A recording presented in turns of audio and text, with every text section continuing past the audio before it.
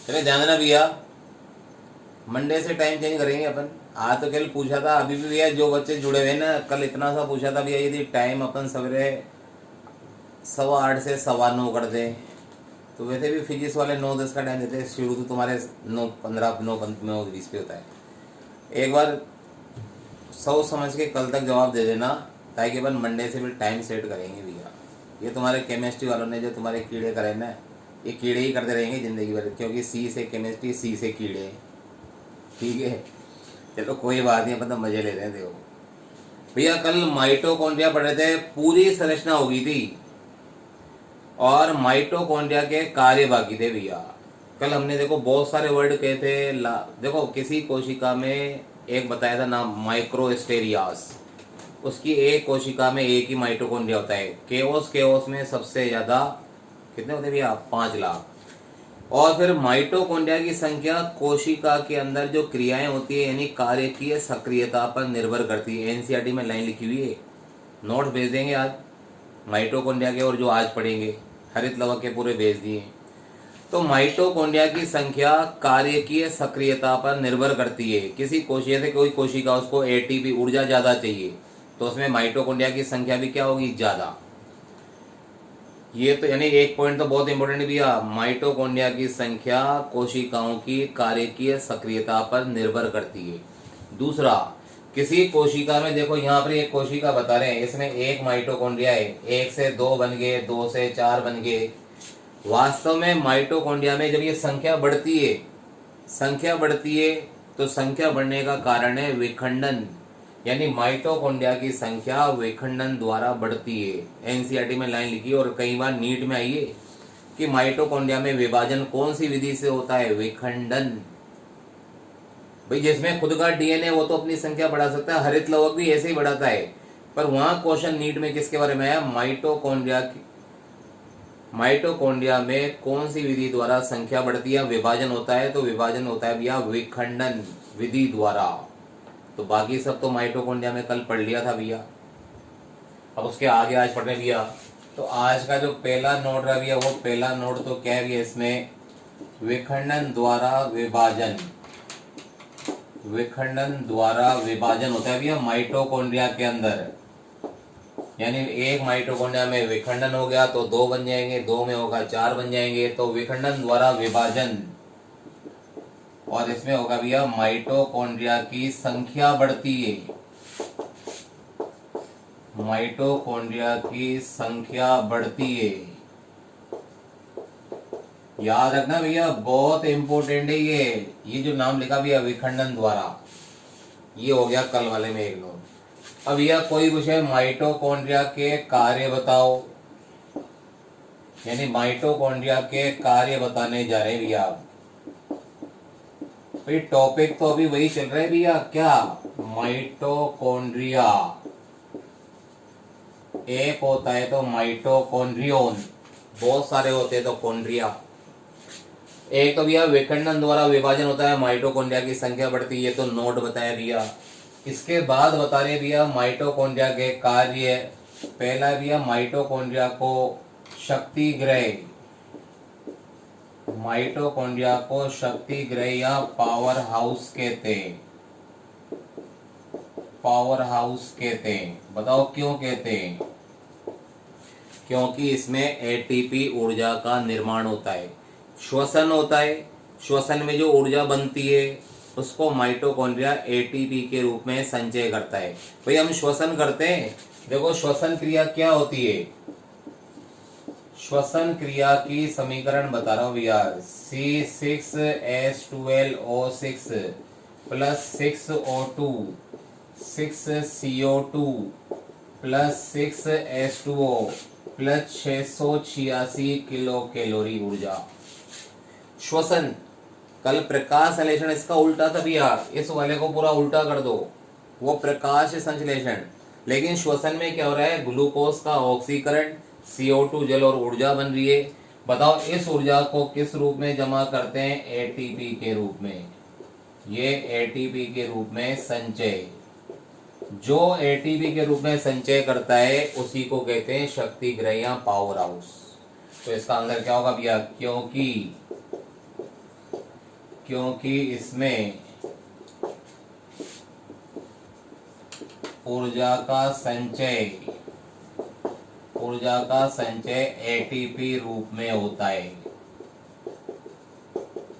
देखो आज का पहला पॉइंट इंपोर्टेंट था, माइटोकॉन्ड्रिया में विभाजन कैसे होता है भैया, विखंडन द्वारा।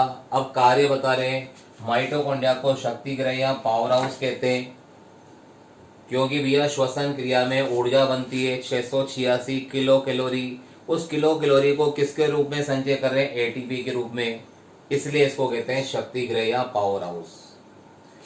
दूसरा कार्य भैया, माइटोकॉन्ड्रिया में श्वसन क्रिया होती है, श्वसन क्रिया करता है।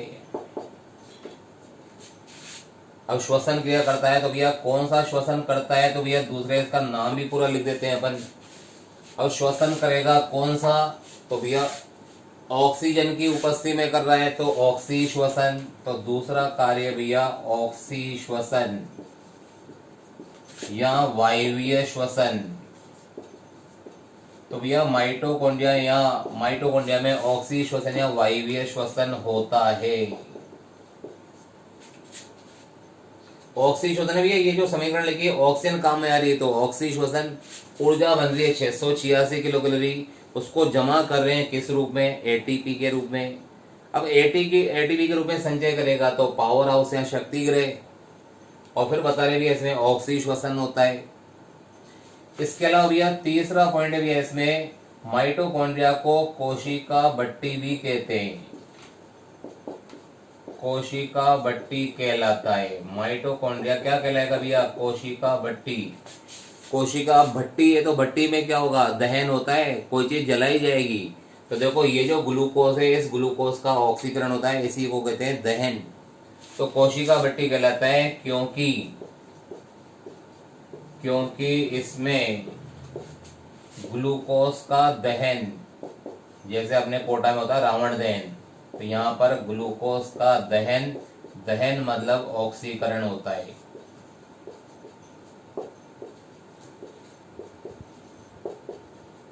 ये हो गया भैया इसका तीसरा कार्य, पहला शक्ति गृह, दूसरा ऑक्सीशोधन, तीसरा कोशिका भट्टी कहलाता है। ये कोशिका भट्टी भी कहलाएगा भी ये वाला, इसकी खास बातें ये। तो ये इतने से कार्य भी है इसके। मेन तो है पावर हाउस, एटीपी का संचय, दूसरा ऑक्सीशोषण, ये ऑक्सीशोषण की समीकरण, और तीसरा कोशिका भट्टी कहलाता है क्योंकि इसमें ग्लूकोज का दहन ऑक्सीकरण होता है। अरे यही सारे पॉइंट तो यही वाले हैं। देखो एटीपी आ गई, ग्लूकोज का ऑक्सीकरण हो रहा है, दहन हो रहा है, तो ये बताया भी एक कार्य। अब यह दूसरा टॉपिक यानी माइटोकॉन्ड्रिया पूरा हो चुका है। इसके नोट्स अभी भेज देंगे भैया, 2-3 बजे तक भेज देंगे तुम्हारे को नोट्स। ये वाला भी टॉपिक जो पढ़ने वाले हैं आगे उसका भी, और वो टाइम का बता देना भैया। भाई टाइम यही रखे हैं 10:15 से 11:15, यहाँ पर उधर 8:15 से 9:15, दोनों में से एक तो पढ़ना ही पड़ेगा भैया। देखिए ध्यान में भैया, हमारा दूसरा टॉपिक हो गया भैया माइटोकॉन्ड्रिया। अब माइटोकॉन्ड्रिया के अंदर बताएं भैया, आज की जो जितना भी पॉइंट बोला ना सारे इंपॉर्टेंट भैया, आज वाले तो बहुत महत्वपूर्ण है भैया।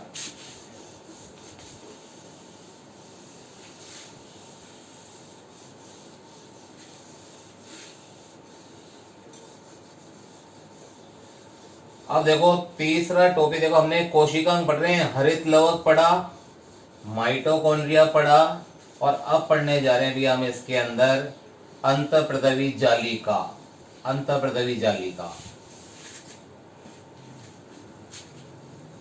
अब देखो अंतःप्रदवी जालिका के बारे में क्या बताएंगे, सुन लेना अच्छे से। अब आज का टॉपिक है भैया अंतःप्रदवी जालिका।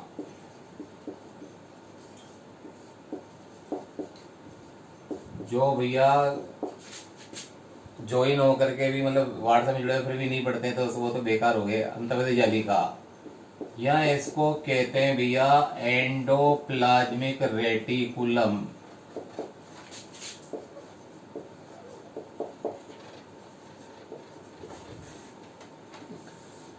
और शॉर्ट में कहते हैं भैया इसको ER।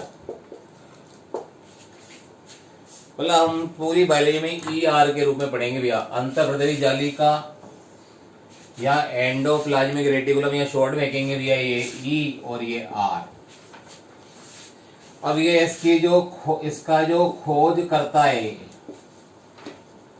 इसके खोजकर्ता का नाम है भैया कीथ पॉटर। कीथ पॉटर, ये इसके खोजकर्ता का नाम। अब दूसरा देखना, ध्यान देना भैया, इसके अंदर देखो ये बता रहे भैया, ये तो कोशिका बताई,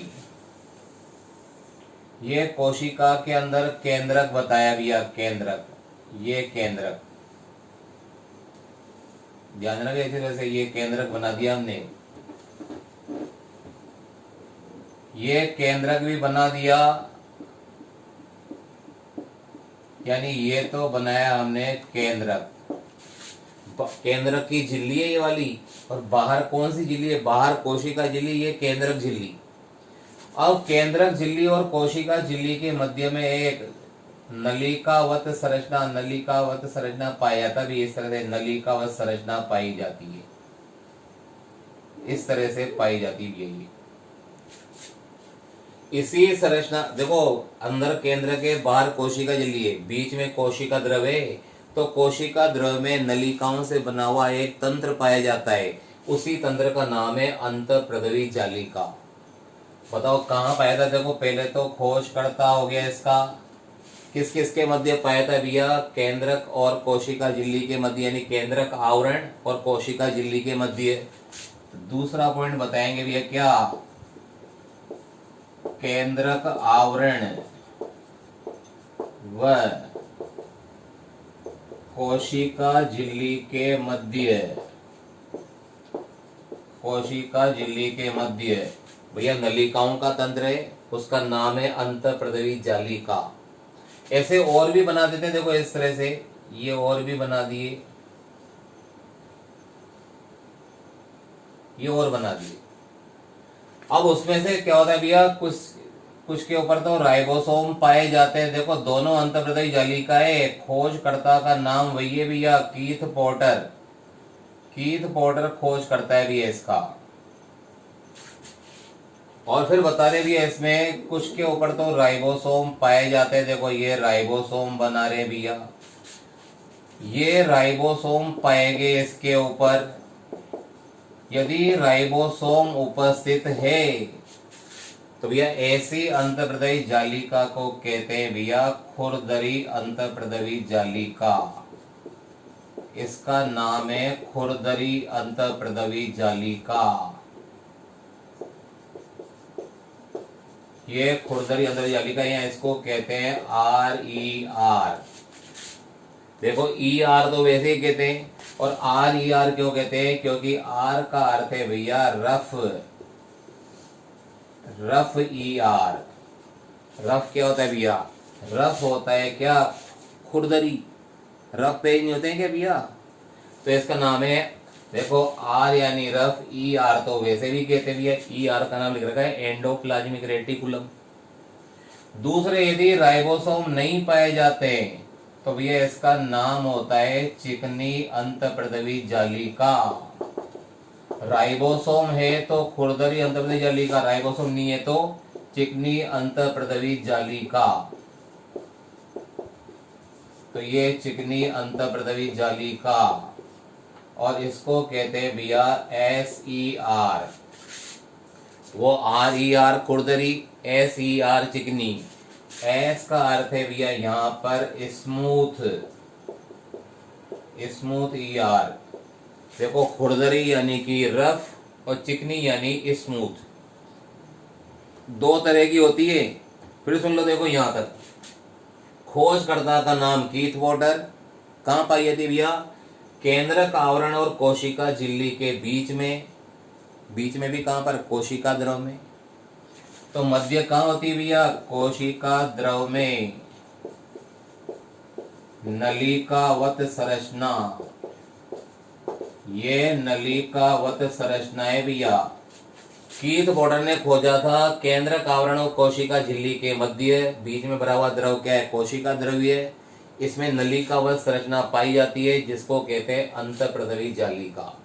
यदि इनके ऊपर राइबोसोम पाए जाते हैं, राइबोसोम पाए जाते हैं, भैया राइबोसोम ये वाले तो होंगे 80S, जबकि माइटोकॉन्ड्रिया और हरित लवक में क्या था 70S। अंतःप्रदायी जालिका के ऊपर पाए जाते हैं 80S। राइबोसोम 80S का अर्थ क्या है, अब केंद्रण यंत्र में 80 चक्कर लगा करके नीचे बैठ जाएंगे, तो राइबोसोम भी हो गया। फिर बताएंगे भी यहाँ पर इसमें ये, अब राइबोसोम है तो खुरदरी RER, राइबोसोम नहीं है तो चिकनी अंदरी जालिका SER बताया भी ये। अब इसकी बाह्य सतह तो देखो हटा देते हैं ये वाली, क्योंकि NCERT में डायग्राम दे रखा है ऐसा, देखो इस तरह से ये अंतःप्रदायी जालिका का डायग्राम हो गया भैया। तो चित्र हो गया काय का, अंतःप्रदायी जालिका, ये अंतःप्रदायी जालिका का चित्र। अब ये जो होते हैं ना भी इसमें अंतःप्रदायी जालिका, इसका खुद का निर्माण 3 संरचनाओं से होता है, 3 संरचनाओं से होगा भी इसके अंदर इसका खुद का निर्माण। देखो इसमें क्या होगा, 3 संरचनाएं कौन सी है, तो ये इसमें बता रहे, देखो ये डायग्राम इसका हो गया। अब देखो यदि ये लंबी लंबी, इसमें यदि लंबी लंबी संरचनाएं पाई जाती है इस तरह से, ये लंबी लंबी संरचनाएं पाई जाती है, इनका नाम है भैया कुंडिका, या इनको कहते हैं सिस्टरनी। और यदि ये भैया छोटे छोटे गोल गोल हैं तो इनका नाम है भैया पुटिका, या इसको कहते हैं वेसिकल। देखो लंबी है भैया, ये कैसी होती है भैया, एक तो ध्यान देना इसमें ये लंबी है और अशाखित, शाखाएं थोड़ा निकल रही इसकी, ये गोल और छोटी, और भैया जो थोड़ी सी छोटी हो और शाखित भी हो, देखो इस तरह से साइड में ये शाखाएं निकल रही है, ये इस तरह से। यदि ये भैया छोटी हो शाखित हो तो भैया इनका नाम हो जाता है भैया नलिकाएं, और नलिकाओं को कहते हैं ट्यूब्यूल। मतलब अंतःप्रदायी जालिका के निर्माण इन 3 संरचनाओं से होता है। उसमें तो आपको ऐसी दिख रही है, पर असली में इसका निर्माण ऐसी संरचनाओं से हुआ है। दिख तो रहा है ना भैया बोर्ड, ये नीचे वाला पूरा दिख रहा है। अब ये जो कुंडिका होती है ना, इसकी खास बात क्या है, ये होती है भैया लंबी व अशाखित, लंबी और अशाखित। ये होती है भैया छोटी व गोल, और ये होती है भैया छोटी व शाखित। मतलब ये नलिकाएं भैया छोटी व शाखित। फिर सुन लो, देखो एक बार भैया अंतःप्रदायी, देखो माइटोकॉन्ड्रिया हो गया और क्या हो गया हरित लवक। अब स्टार्ट किया है भैया अंतःप्रदायी जालिका, एंडोप्लाज्मिक रेटिकुलम। खोजकर्ता का नाम कीथ पोर्टर। फिर केंद्रक और कोशिका झिल्ली, यानी केंद्रक का आवरण और कोशिका झिल्ली के मध्य क्या बना था भैया, कोशिका द्रव में पाया जाता है नलिका व संरचना, उसी का नाम है अंतःप्रदायी जालिका। यदि उसके ऊपर राइबोसोम पाए जाते हैं, राइबोसोम कौन से हैं, 70S वाले। 70S जानते हो भैया, 70 चक्कर लगाने के बाद नीचे बैठ जाएंगे। यदि आप 70 सीढ़ियां भैया ऊपर चढ़े, ऊपर से नीचे गिर गए तो भैया 70S। 80 सीढ़ियां चढ़ने के बाद नीचे गिरे तो भैया 80S। तो ऐसे ये भी भैया। और यहाँ पर यदि राइबोसोम है तो इसको कहेंगे खुरदरी अंतःप्रदायी जालिका, RER। R का अर्थ है रफ, ER का अर्थ है एंडोप्लाज्मिक रेटिकुलम। और राइबोसोम नहीं है तो चिकनी अंतःप्रदायी जालिका, SER, स्मूथ ER। फिर बता रहे भी इसके अंदर ये अंतःप्रदायी जालिका का चित्र हो गया। अब अंतःप्रदायी जालिका का संगठन कैसा होता है, इसमें क्या पाए जाते हैं, 3 तरह की संरचनाएं। यदि लंबी और अशाखित, देखो लंबी बनाया कोई शाखाएं नहीं है, लंबी और अशाखित है तो कुंडिका या सिस्टर्नी, गोल और छोटी है तो पुटिका या वेसिकल, और यदि छोटी है और शाखाएं भी निकली, देखो शाखाएं निकल भी है, इसका नाम भी है नलिका या ट्यूब्यूल। तो जो आपको अंतःप्रदायी जालिका ऐसी दिख रही है, उसका स्वयं का निर्माण इन तीनों संरचनाओं से होता है भैया, तीनों संरचनाओं से होता है। कोई दिक्कत है क्या भैया? एक बार इसका स्क्रीनशॉट ले लो पूरा, इसका स्क्रीनशॉट ले लो भैया।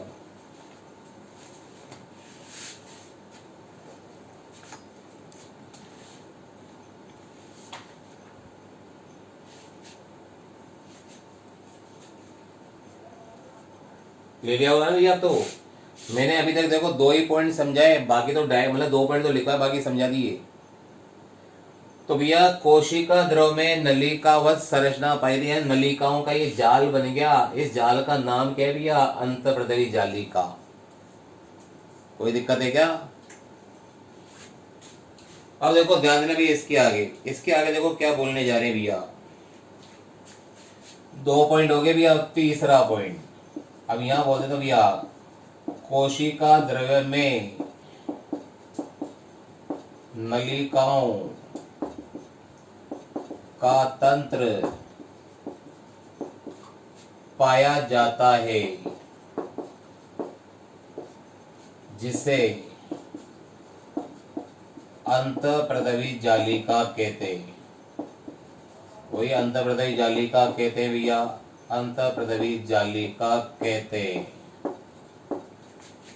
ये तीसरा पॉइंट होगा। कहाँ पाया था भैया? केंद्रक आवरण और कोशिका झिल्ली के मध्य कोशिका द्रव में नलिकाओं का तंत्र पाया था जिसे अंतःप्रदवी जालिका कहते हैं।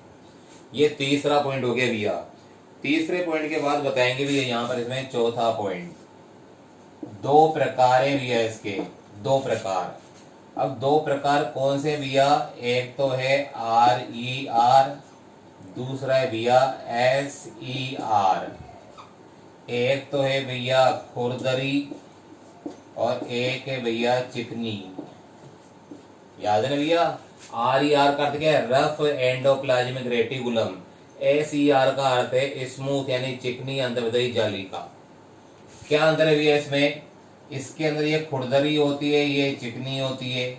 यहाँ बताएंगे भैया राइबोसोम उपस्थित, यदि राइबोसोम उपस्थित है तो भैया खुरदरी है, और राइबोसोम अनुपस्थित है तो भैया चिकनी हो जाएगी, ये राइबोसोम एब्सेंट। ये भी हो गया देखो यहाँ पर। और जो ये खुरदरी वाली होती है इसका कार्य होता है प्रोटीन संश्लेषण। जिसके ऊपर राइबोसोम पाए जाते हैं उसका कार्य होता है भैया प्रोटीन संश्लेषण। ये प्रोटीन बनाएगी भैया, तो इसका कार्य हो गया प्रोटीन संश्लेषण। और जबकि जो चिकनी वाली होती है भैया ये लिपिड मतलब वसा, इसका एक नाम और है स्टीरोइड, लिपिड निर्माण।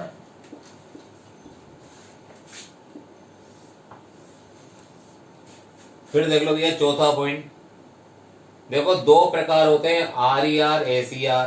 RER को खुरदरी कहते हैं, इसमें राइबोसोम पाए जाते हैं और कार्य क्या? प्रोटीन निर्माण। SER को चिकनी कहते हैं, राइबोसोम नहीं पाए जाते हैं और कार्य क्या? लिपिड या स्टीरोइड का निर्माण। देखो पहला पॉइंट क्या था? कीथ बॉर्डर ने खोजा। फिर केंद्रक आवरण और कोशिका झिल्ली के मध्य नलिकावत संरचना, नलिकाओं का जाल पाया था जिसे अंतःप्रदवी जालिका कहते हैं। 2 प्रकार बताए RER और SER, दोनों में ये अंतर हो गए भैया, ये अंतर भी हो गए। कोई दिक्कत है भैया? चौथा पॉइंट हो गया भाई। कोई समस्या हो देख लो, है क्या भैया समस्या? अब 5वें भैया इसमें ER के संगठन में 3 संरचनाएं पाई जाती है, 3 संरचनाएं पाई जाती है। अब इसके संगठन में 3 संरचनाएं भैया, 3 संरचनाएं कौन सी है? कुंडिका, पुटिका, नलिका। कुंडिका को कहते हैं सिस्टर्नी, पुटिका को कहते हैं वेसिकल, नलिका को कहते हैं ट्यूब्यूल। तो यानी इसके संगठन में 3 तरह की संरचना पाई जाती है। पहली कौन सी भैया? सिस्टर्नी। दूसरी कौन सी भैया? वेसिकल। और तीसरी कौन सी भैया इसके अंदर? ट्यूब्यूल यानी नलिका। दिख तो रहा है ना भैया इधर?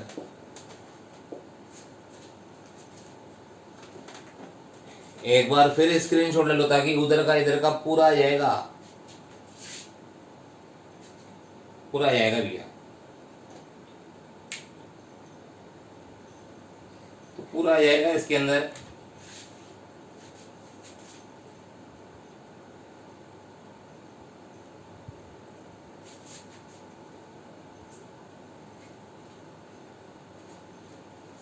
देख लो, कोई दिक्कत हो भैया हो? चले आगे सुने भी, अब ध्यान से। अब स्क्रीनशॉट भी ले लिया भैया। अभी अंतर्प्रदेश जाली का ही चल रही है। अब थोड़ा सा इसके बारे में और बताएंगे भी। इसके बारे में ज्यादा कुछ नहीं है, कुछ खास बातें, एक खास बात है, और बाकी तो इसके कार्य हैं फिर भैया।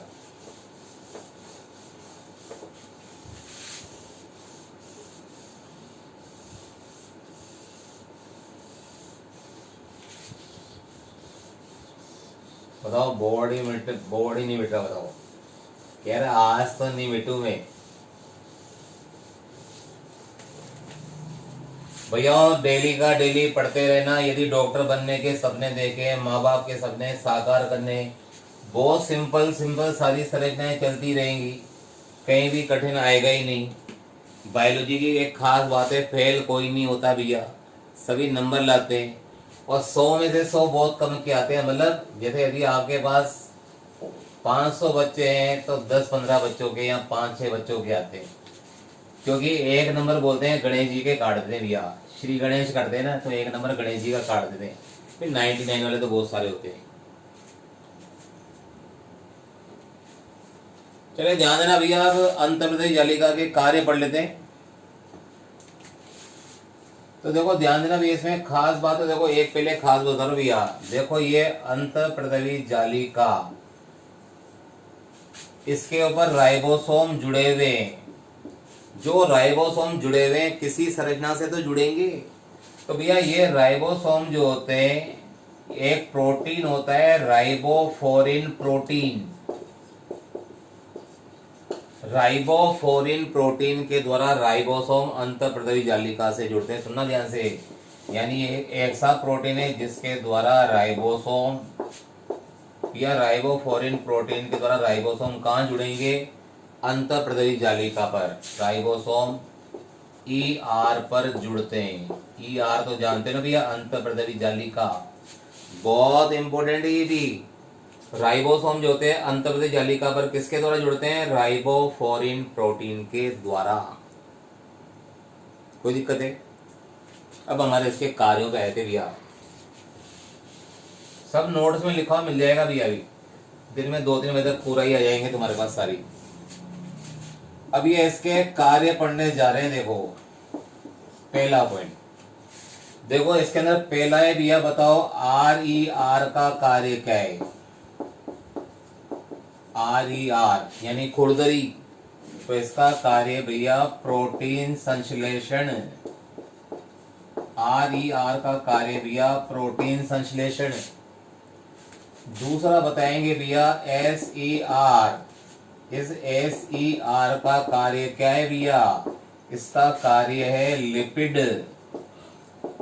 या स्टीरॉइड का निर्माण। अरे तेल, वसा, लिपिड, स्टीरॉइड सब एक ही है, थोड़ा थोड़ा अंतर होता है। स्टीरॉइड का निर्माण अपनी एनसीईआरटी में रखा है। स्टीरॉइड हार्मोन, पुरुषों और स्त्रियों के हार्मोन कौन से हैं? टेस्टोस्टेरोन, एस्ट्रोजन, प्रोजेस्टेरोन, सब स्टीरॉइड हार्मोन होते हैं। सब बताओ कहाँ बनते हैं? अंतःप्रद्रवी जालिका में, कोशिकाओं की अंतःप्रद्रवी जालिका में। तीसरा देखो ध्यान देना भैया, तीसरा देखो बताया था भैया केंद्रक और कोशिका झिल्ली। केंद्रक और कोशिका झिल्ली के बीच में था। तो भैया ये पूरे कोशिका को क्या देती है भैया? आकार और आकृति देती है। सपोज करो अंतःप्रद्रवी जालिका नहीं है, यदि जैसे हमारे शरीर में यदि हड्डियां नहीं हो, कंकाल नहीं हो, तो भैया रात को क्या हो गया? पूरे शरीर को गुलामंडी करके, गोला बना करके, ऊन का गोला बना के सो जाएंगे। एक ही पलंग पे 20 जने सो रहे, नहीं होगा क्या ऐसा? कंकाल नहीं होगा तो ऐसे ही होगा। अब हड्डियां नहीं है हाथों में तो क्या इसका फोल्ड कर करके, पूरा फोल्ड करके कोने पड़े रहेंगे। और एक बेड पे पूरे घर के, भले घर में 15 जने पैदा हो, सारे एक ही बेड पे आ जाएंगे। तो इसलिए कंकाल जरूरी भी आ। कोशिका का कंकाल कौन है? अंतःप्रद्रवी जालिका। तो भैया ऐसे बताएंगे, कोशिका के कोशिका के कंकाल का कार्य करती है, कोशिका के कंकाल का कार्य करती है। और कोशिका को आकार व आकृति प्रदान करती है, कोशिका को आकार व आकृति प्रदान करती है। देखो पहला कार्य क्या था, RER खुरदरी प्रोटीन संश्लेषण, चिकनी वाली ACR क्या करेगी, लिपिड या एस्टेरॉयड का निर्माण। तीसरा कोशिका के कंकाल का कार्य करती है और क्या करेगी भाई, कोशिका को आकार आकृति देगी। ये चौथा कार्य है, मतलब तीसरा कार्य है। इसके बाद भैया चौथा कार्य है। चौथा कार्य क्या होगा, जितनी ही अंतर्देह जालिका होगी ना भैया, ये फैलेगी। भाई कोई धागा है, आपने इसको यूं यूं कर रखा है, इसको फैलाने लगेंगे, सीधा करेंगे तो इतना लंबा हो जाएगा। ये किसी धागा फोल्ड हो रहा है, इसको सीधा करेंगे तो लंबा हो जाएगा। यानी ये क्या करेगी, कोशिकाओं के अंदर क्षेत्रफल बढ़ाती है ताकि जैविक क्रियाएं तेजी से हो। तो क्या बताएंगे भैया, क्षेत्रफल में वृद्धि करके भाई कोशिका के अंदर क्षेत्रफल बढ़ाएगी, क्षेत्रफल में वृद्धि करके जैविक क्रियाओं के लिए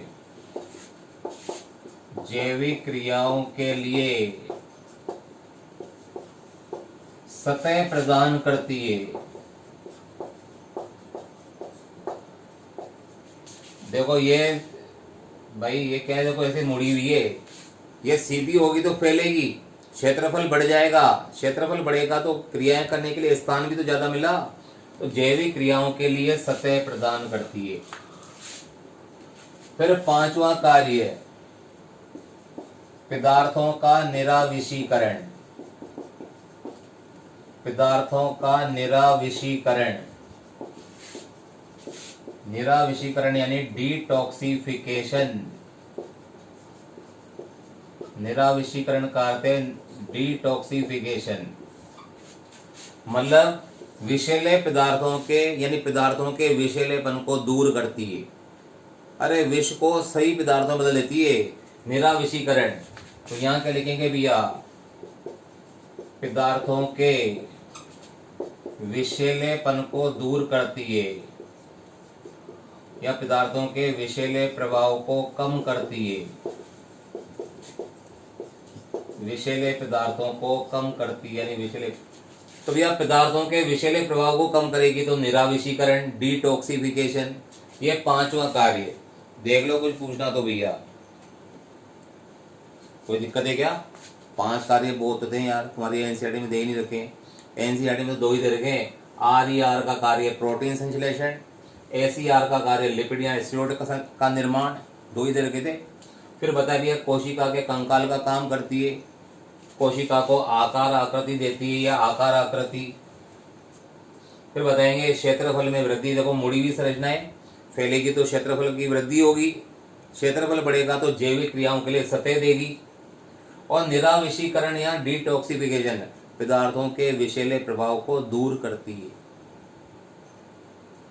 5 कार्य भैया, देख लो इसमें कोई दिक्कत हो तो। कोई दिक्कत है क्या भैया? दिक्कत हो देख लो। 5 कार्य हो गए, आज कम ही बढ़ते हैं अपन, ठीक है? तो भैया देखो व्हाट्सएप पे मैसेज लिख के बता देना जिन्होंने अभी तक नहीं लिखा भैया, जो जिनको यदि अपन 8 सवा 8 पे शुरू करते हैं उनको समस्या है तो भैया वो लिख के भेज देंगे। 8-10 पे शुरू कर देंगे, 9-10 तक पढ़ा देंगे, फिर फिजिक्स की क्लास हो जाएगी तुम्हारी। यहाँ जो इसी टाइम पे जाते हो वो लिख के भेज देना भैया, सवेरे का टाइम तो ज़्यादा अच्छा होता है, ठीक है? तो व्हाट्सएप पे मैसेज कर देना भैया, बाय।